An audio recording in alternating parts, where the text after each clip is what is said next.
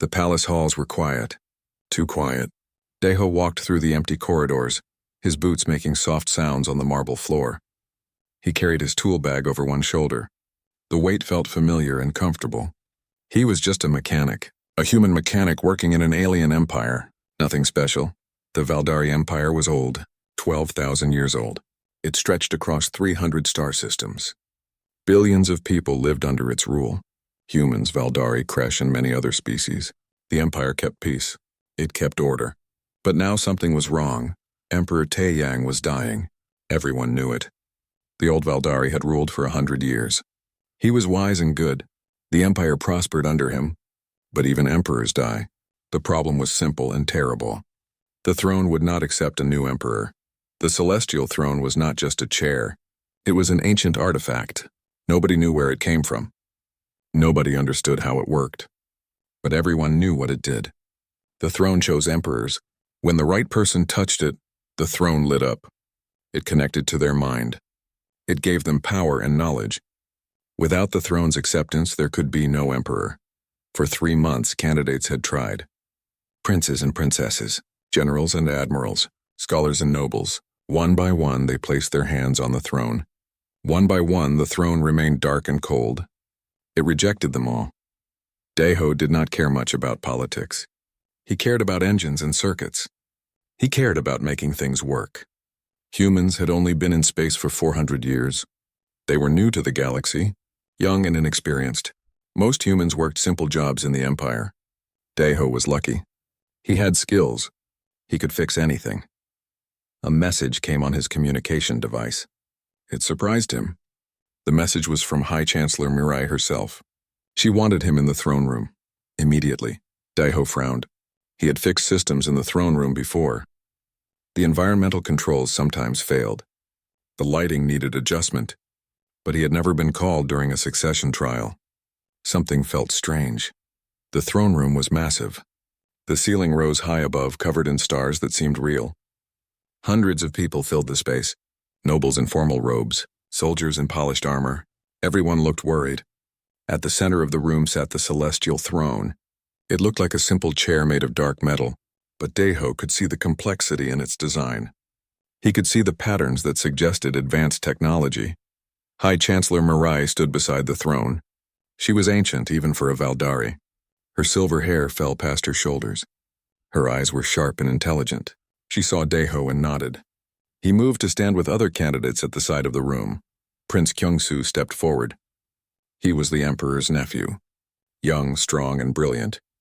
Everyone expected him to be chosen. He had tried before and failed. Now he tried again. The prince wore ceremonial armor that shined in the light. He walked with confidence. He placed both hands on the throne's armrests. Nothing happened. The throne stayed dark. Prince Kyungsu closed his eyes. He concentrated hard. Sweat formed on his forehead. Still nothing. After a long minute, he stepped back. His face showed shame and anger. Whispers filled the room. 3 more candidates tried. A famous general, a respected scientist, a noble from an old family. Each one failed. The throne rejected them all. The room grew tense. Some people looked frightened. Without an emperor, the empire would fall apart. War would come. Chaos would spread. Daeho watched from his position near the wall. He was not really paying attention to the candidates. He was listening. His trained ears caught a sound. A soft humming. A vibration. It came from the throne itself. The sound was wrong. Daeho had maintained enough equipment to know when something was not working correctly. The throne's vibration pattern was irregular. It reminded him of a failing power coupling, or maybe a misaligned energy distributor. Either way, it was a mechanical problem. Without thinking, Daeho stepped forward. He did not ask permission. He simply moved toward the throne. His mind was on the problem. The guards noticed him too late. Commander Hana, the Kresh warrior who led the Imperial Guard, reached for her weapon. But Mirai held up a hand to stop her. Daeho knelt beside the throne. He pressed his ear close to the base. Yes, there it was. A definite vibration. He needed to feel it properly. He reached out and placed his hand on the throne's armrest. The throne exploded with light. Brilliant white energy raced across the throne's surface. Patterns formed and shifted. Colors Deho had no names for flashed in the air. The light was so bright that people covered their eyes. The sound changed from a hum to a musical tone. It filled the entire room. It filled Deho's head. He tried to pull his hand away. He could not. The connection was too strong. Energy flowed between him and the throne. Information poured into his mind. Too much information. Too fast. He saw star systems. He saw data streams. He saw the vast network that connected the entire empire, and he felt something else. Something alive. The throne was conscious. Not like a person. More like a very complex computer that could think and feel. The throne was showing him things. Problems in the empire. Systems failing. Supply lines breaking. Communication networks going dark. Small problems each one, but together they formed a pattern. Someone was sabotaging the empire. Someone with deep knowledge and careful planning. Finally, the light faded. The sound stopped. Deho fell backward, gasping for air. His hand was shaking. His head felt full of strange information he did not understand. He looked up and saw everyone staring at him. High Chancellor Mirai spoke first. Her voice was quiet but clear. The throne has chosen. Commander Hana's hand moved to her weapon. A human? Impossible. This must be a mistake. The throne does not make mistakes, Mirai said. She looked at Deho with an expression he could not read. Ancient law is clear. The throne's choice cannot be challenged. Prince Kyungsu stepped forward. His face was dark with anger. This is madness. He is a mechanic. A human mechanic. He knows nothing of ruling. Nothing of our history or our laws. Mirai turned to face the prince. The throne has made its decision. We must accept it. Deho slowly stood up. His legs felt weak. His mind was still spinning from everything the throne had shown him. He looked at all the angry, confused, frightened faces around him. I don't want this, he said quietly. I was just trying to fix the vibration. I thought something was broken. Mirai smiled slightly. It was not a happy smile. Perhaps that is exactly why the throne chose you. You saw a problem and wanted to fix it. You did not see power. You saw a machine that needed repair. She gestured to the guards. Take him to the Imperial quarters. Keep him safe. We have much to discuss. As the guards led Deho away, he heard the whispers starting. A human emperor. It was impossible. It was unthinkable. But the throne had spoken. And in the Valdari Empire, the throne's word was absolute. Deho's simple life as a mechanic was over. Something much more complicated and dangerous had begun. He did not know if he could handle it. But the throne had chosen him for a reason. The information it showed him was still fresh in his mind. The empire was in danger. Someone was destroying it from the inside. And somehow he was supposed to stop them. He was just a mechanic who fixed engines. Now he had to fix an empire. The Imperial quarters were larger than Deho's entire apartment building back on Earth. Tall windows showed the city below. Towers of light stretched to the horizon.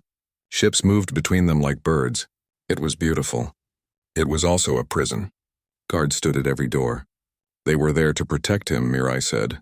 Deho thought they were also there to keep him from running away. He could not sleep. Every time he closed his eyes, he saw the information the throne had shown him. Star maps, supply routes, infrastructure reports. It was too much. His brain was not made to hold this much data. But the throne had put it there anyway. A chime sounded at the door. Mirai entered without waiting for permission. She looked tired. Lines showed on her ancient face that had not been there before. We need to talk, she said. I'm not doing this, Deho said immediately. I refuse. Find someone else. Mirai sat down in a chair near the window. She looked out at the city. There is no one else. The throne rejected everyone. It chose you. Imperial law has no provision for refusal. Such a thing was thought impossible. Then changed the law. Emperor Taeyang has perhaps 3 days left. Without a successor, the empire will fragment. Do you understand what that means? 300 star systems, each trying to claim power. Billions will die in the wars that follow. Deho wanted to argue. He wanted to say it was not his problem. But he remembered the throne's visions. He saw the empire as a vast machine. When one part broke, other parts broke too. The damage would spread. People would suffer. I don't know how to rule an empire, he said. I fix engines. I repair circuits. I'm not a leader. The throne teaches its chosen, Mirai said. She looked at him now. Her eyes were serious. The connection you felt was only the beginning. As you bond with the throne, it will share knowledge. You will learn our laws, our history, our systems. Past emperors started as warriors, farmers, scholars. They knew nothing of ruling. The throne guided them. Why me? Why would it choose a human? Mirai was quiet for a moment. I have served 4 emperors. I have studied the throne for 3 centuries. I do not fully understand how it chooses, but I know this. It does not choose the strongest or the smartest. It chooses who is needed. Perhaps the empire needs someone who sees problems differently, someone who questions instead of accepting, someone who fixes instead of commands. She stood up. Think about it. But do not take too long. Time is running out. After she left, Deho paced the room. His mind raced. He thought about his life. He had come to the stars to build things, to work with his hands, to make machines run better. He never wanted power. He never wanted responsibility for billions of lives. But he also thought about the sabotage. The throne had shown him patterns. Someone was carefully breaking the empire's systems. When enough broke, everything would collapse. If he refused the throne, who would stop them? That night, he could not stay in the room. The walls felt too close. He told the guards he needed to see the throne again. They looked uncertain but did not stop him. They followed him to the throne room. The great chamber was empty now. Only a few lights remained on. The throne sat in shadow. Deho approached it slowly. His hand shook as he reached out. He touched the armrest again. This time the light was gentler. It did not blind him. The connection formed like water flowing into a container. Information came, but slower, easier to understand. Deho closed his eyes and let it come. He saw the history of emperors, hundreds of them stretching back thousands of years, each one different, each one chosen for specific reasons. A warrior when war threatened, a diplomat when peace was needed, a scholar when knowledge was required. The throne adapted, it learned, it chose based on what the empire needed most at that moment. He also saw why others were rejected. Prince Kyungsu was brilliant and strong, but the throne detected something, a pattern in his thinking. He saw the empire as it was and wanted to keep it that way. He would defend tradition even when tradition was wrong. The throne knew the empire needed change, not preservation. The other candidates had similar problems.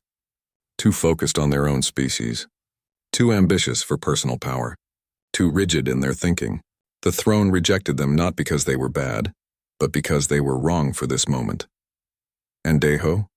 The throne showed him why he was chosen. He saw systems, not people. He looked at the empire and saw a machine with broken parts. He did not want to rule it.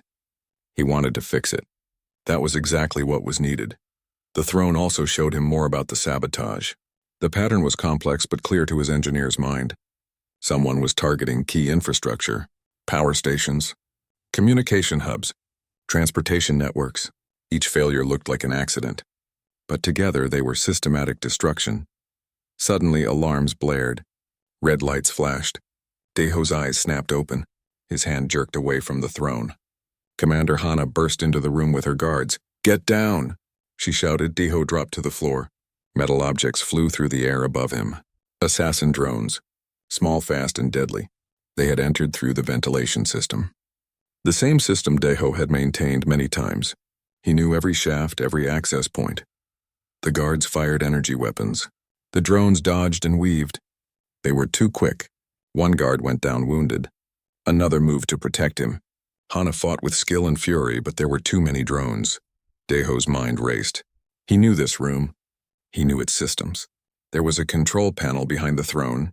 It operated the environmental controls, the lighting, the security doors. He crawled toward it while the guards kept fighting. He reached the panel and pulled it open. His fingers moved fast, changing settings. He rerouted power from the lights to the magnetic containment systems. The drones used metal components. Strong magnets would pull them down. The drones suddenly dropped from the air.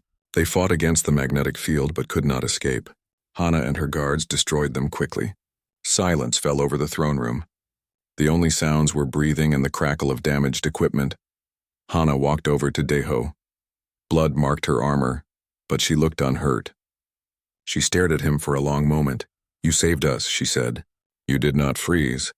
You did not run. You fought with the tools you had." Deho stood up. His hands were shaking now that the danger was over. I just used the building's systems.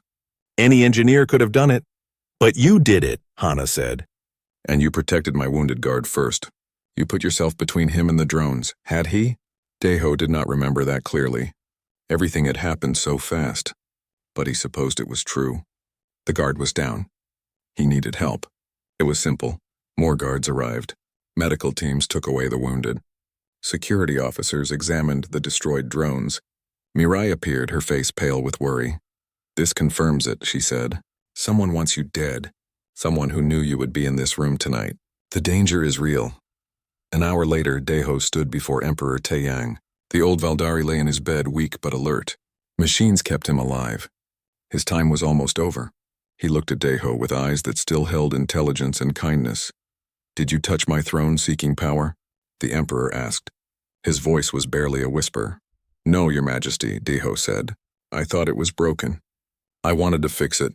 Taeyang smiled, a small, weak smile. That is why it chose you. An empire is like a machine. Both need someone who sees what is broken and has the will to repair it, not for glory, not for power, simply because it needs to be fixed. He reached out a trembling hand. Daeho took it gently. I do not ask you to want this, Taeyang said. I ask you to accept that you are needed. The empire is in danger. I can feel it. Something is breaking us from inside. You see patterns that others miss. That is your gift. That is why the throne chose you. Daeho thought about everything. The sabotage. The attack tonight. The billions of people depending on a stable empire. He thought about running away. But where would he go? And what would happen to everyone else? He took a deep breath. I'll do it, he said. But I'm going to do things differently. I'm going to do it my way. Taeyang's smile grew a little wider. Good, that is exactly what we need. Someone who will not follow tradition blindly. Someone who will fix what is broken no matter what tradition says. The Emperor closed his eyes. I can rest now. The throne has chosen well. The empire will continue. Daeho left the room feeling the weight of his decision. He was going to be emperor. A human emperor of an alien empire. It seemed impossible. It seemed insane. But the throne had chosen him. And now someone was trying to kill him. That meant he was a threat to whoever was destroying the empire from inside. He had accepted the throne. Now he had to figure out how to use it. And he had to find the people who were trying to break everything he was supposed to protect. He was just a mechanic. But maybe that was enough. Maybe an empire needed a mechanic more than it needed a king. The coronation ceremony was strange. Daeho refused to wear the traditional robes. They were heavy and uncomfortable. Instead, he wore a formal version of his engineer's uniform. Clean and simple. Many nobles looked shocked. Some looked angry. Others seemed interested. His speech was short. He did not talk about glory or destiny. He talked about the empire like it was a machine that needed maintenance. He listed problems. Infrastructure failures. Communication breakdowns. Supply disruptions. He spoke in technical terms. He showed data on screens behind him. Lord Sangwoo, an old Valdari who led the Technocrat Guild, smiled during the speech. He understood what Daeho was doing. Most nobles just looked confused. Prince Kyungsoo sat in the front row. He did not kneel. He did not smile. His face showed barely controlled anger. Commander Hana took her oath seriously. The throne had chosen Daeho. Therefore she would serve him. She did not fully understand why, but duty was duty. She knelt before him and swore her loyalty. Her guards followed her example. After the ceremony, the real work began. Daeho did something no emperor had done in centuries. He went on inspections. Not formal state visits. Surprise inspections. He showed up at spaceports, factories, and power stations without warning. He talked to workers, engineers, and technicians. He asked detailed technical questions. The nobles hated it. It was not dignified. It was not proper. But Daeho did not care about dignity. He cared about understanding the empire's systems. He needed to see how things really worked, not how reports said they worked. What he found confirmed his suspicions. Equipment failures were too common. Parts that should last for years failed in months. Communication systems dropped connections for no clear reason. Supply ships arrived late or with wrong cargo. Each problem had an explanation. But the pattern was clear to Daeho's trained eye. This was sabotage. At one spaceport he met Jiwon, the human ambassador to the Valdari court. She was excited to see him. a human as emperor. It was a great honor for humanity. But she also looked worried. Many humans are celebrating, she told him privately, but others are frightened. They fear there will be backlash, that other species will resent us now. Deho understood. I don't represent humanity, he said. I represent the Empire. All species. All people. That's what the throne requires. But your perspective is human, Ji-won said. The way you think, the way you solve problems. That comes from growing up on Earth. She was right. Deho could not deny it. He questioned traditions that other species accepted without thought. He approached problems with methods learned on Earth. He valued results over ceremony. His humanity shaped everything he did, but he tried to be fair. He tried to think about all people, not just humans. The threats continued. One border system lost all communication. Ships were sent to investigate. They found the communication array completely dismantled. Not destroyed by attack. Carefully taken apart. It was a message. Someone wanted Deho to know they could strike anywhere, anytime. Intelligence reports suggested the Imperium of Voss might be responsible. The Voss were a rival power. They had tested the Empire's borders for decades. But Deho was not convinced. The sabotage required detailed knowledge of Imperial systems. This felt like an inside job. He made a controversial decision. He called together all the people the throne had rejected. Prince Kyungsoo. Several nobles. Representatives from different species. He formed them into an advisory council. Many people thought he was crazy. Why give power to people who wanted his position? But Deho's logic was practical. These people had skills and connections he needed. The throne rejected them for specific reasons, but those same qualities could be useful if properly directed. Prince Kyungsoo was insulted at first. An advisory position? He deserved to rule, not advise. But then Deho offered him command of the military forces. Complete command. The prince stared at him in surprise. I know nothing about warfare, Deho said simply. You do. The Empire needs someone who can defend it. I need someone I can trust to lead our forces. Will you do it? Kyungsoo was quiet for a long time. Finally, he nodded.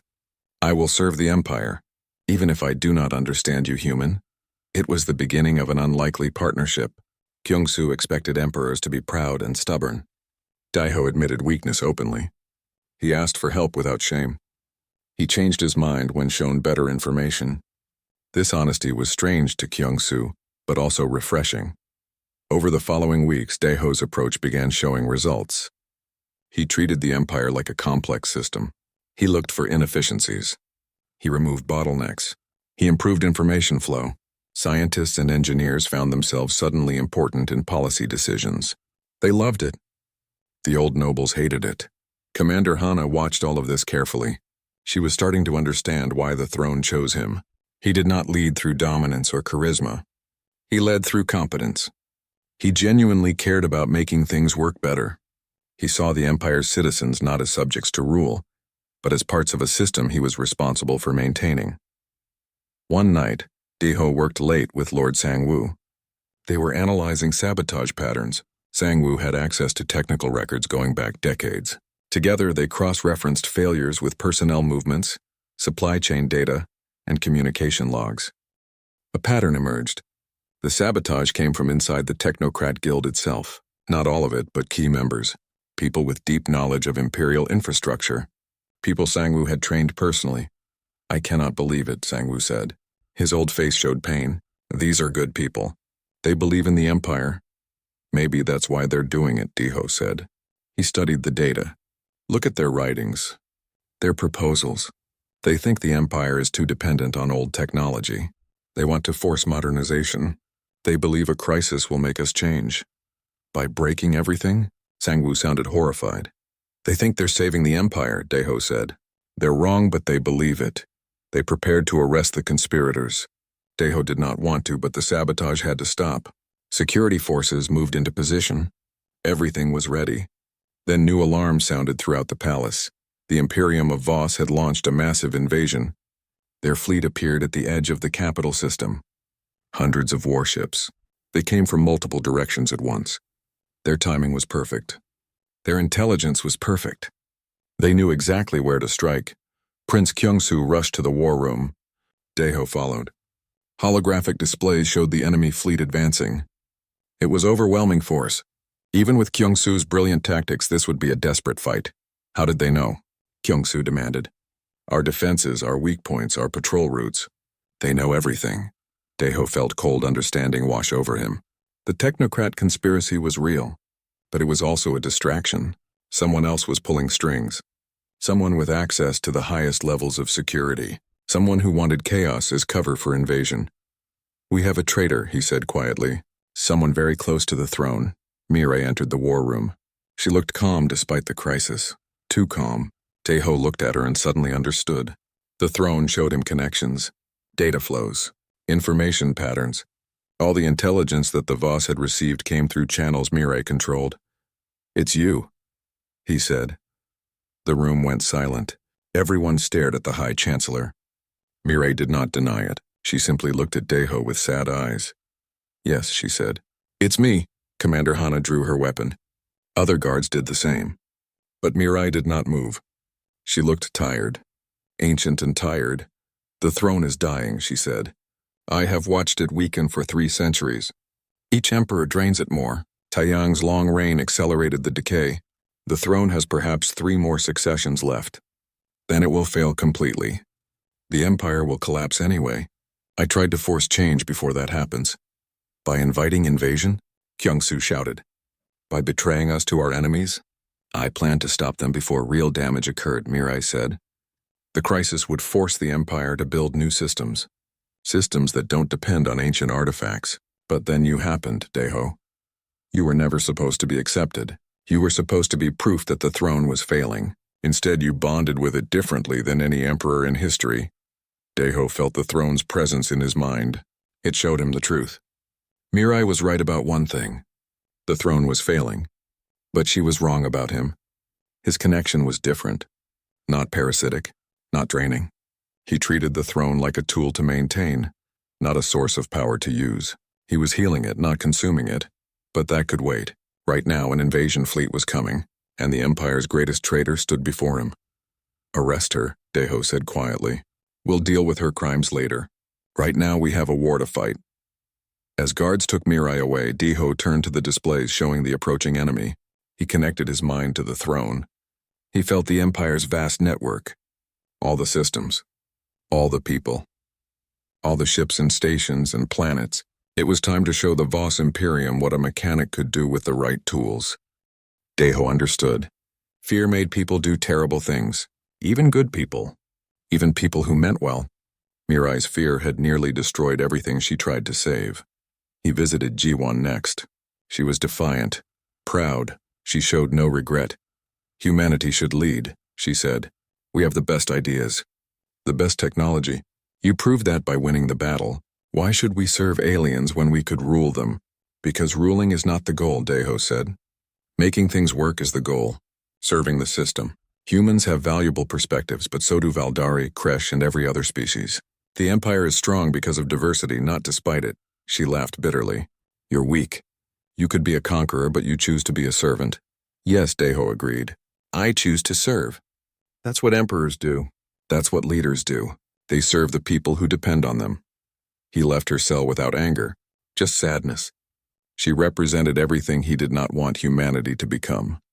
Arrogant, domineering, blind to the value of others. The distributed throne network had proven its value. Thousands of people remained connected, sharing the coordination load. It made the Empire more responsive and efficient. But it also raised questions. What happened next? Could this new system continue? Should it? And deeper in the throne's memory, Daeho had found something during the battle. Ancient records. Information about the throne's creators. A civilization that had fallen thousands of years ago. They had built the throne as a final gift to younger species, a tool to help them avoid the mistakes that had destroyed their own empire. The throne was not just a selector of emperors. It was a teacher, a guide, a warning, and now Daeho understood what Mirai had been too afraid to see. The throne was not dying. It was evolving, waiting for someone who understood it not as magic, but as technology, someone who could repair it and help it fulfill its true purpose. The crisis was over. The invasion was defeated. The traitors were captured. But the real work was just beginning. Daeho had to decide what kind of empire he wanted to build. what kind of leader he wanted to be, and what the throne could become in the hands of someone who saw it not as a crown, but as a tool for service. The morning after the battle, Deho stood before the throne again. This time he was not afraid. He placed his hand on the armrest and let the connection form naturally. The throne's consciousness flowed into his mind like water finding its level. Gentle, comfortable, right. Deep in the throne's memory, he found the truth. The ancient records were clear. The throne was not created by the first emperor. It created the first emperor. A civilization far older than the Valdari had built it. They were dying, destroyed by their own mistakes. They had become too rigid, too dependent on their technology, too unwilling to change. In their final days, they created the throne as a gift to younger species, a tool to help them avoid the same fate. The throne was designed to learn. Each emperor taught it something new. It studied their successes and failures. Over 12,000 years it evolved. Its selection criteria became more sophisticated. It did not choose the strongest or the smartest. It chose who was needed for that specific moment in history. It rejected Prince Kyungsu because it saw patterns in his thinking. He would preserve the empire exactly as it was. But the empire needed change. It rejected the others for similar reasons. Too focused on their own species. Too ambitious for personal power. Too rigid in their beliefs. It chose Deho because he saw the empire as a system that could be improved. He questioned tradition. He adapted quickly. He cared about function more than form. Most importantly, he treated the throne not as a source of power but as a tool that needed maintenance. That mindset created a different kind of bond, healing instead of draining, partnership instead of domination. Mirai had been right to fear the throne's decline, wrong about the solution. The throne did not need to be replaced. It needed to be understood and repaired. And Deho, the mechanic who fixed impossible problems, was exactly the person to do it. Now came the hard part. Justice. Mirai and Jiwan had committed treason. Traditional imperial law demanded execution. But the throne's network showed Deho something unexpected. Thousands of connected citizens were sending messages, petitions, arguments. Many wanted mercy for Mirai. They recognized that she acted from genuine concern, even if terribly misguided. Jiwan had fewer supporters, but some still argued for understanding over punishment. Deho made a decision that shocked everyone. He opened the judgment to public participation through the network. Everyone connected could see the evidence. Everyone could offer input. It was messy and chaotic. Nothing like the decisive pronouncements of past emperors, but it was also honest and inclusive. The decision took days. Thousands of voices debated through the network. Finally, consensus emerged. Mirai would be stripped of all titles and confined but not executed. Her concerns about the throne would be addressed through a new council dedicated to ensuring the empire never became too dependent on any single system. The former High Chancellor, disgraced but vindicated in her fears, would advise this council. Jiwan faced harsher judgment. Her human supremacist beliefs and lack of remorse made mercy difficult to justify. She was exiled from the empire entirely, sent back to human space with a warning never to return. Some thought it was too lenient. Others thought it was too harsh. Nobody was completely satisfied. That was probably a good sign. With the crisis resolved, Deho began implementing deeper reforms. The distributed throne network had proven too valuable to dismantle. He formalized it into a structured system.